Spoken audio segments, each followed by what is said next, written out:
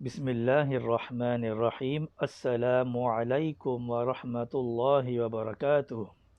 حضرت ابو ہریرہ رضی اللہ تعالی عنہ نبی کریم صلی اللہ علیہ وآلہ وسلم سے روایت کرتے ہیں، آپ صلی اللہ علیہ وسلم نے فرمایا، بے شک اللہ چھینکنے کو پسند فرماتا ہے اور جمائی لینے کو ناپسند فرماتا ہے۔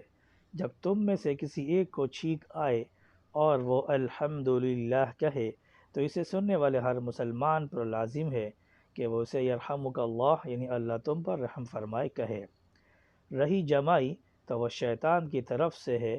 جب تم میں سے کسی ایک کو جمائی آئے تو وہ روکنے کی بھرپور کوشش کرے، کیونکہ جب تم میں سے کوئی جمائی لیتا ہے تو شیطان اس سے مسکراتا ہے۔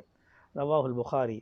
اور صحیح مسلم کی روایت میں ہے، کیونکہ تم میں سے کوئی ایک جمائی کے وقت آواز نکالتا ہے تو شیطان اس سے ہنستا ہے۔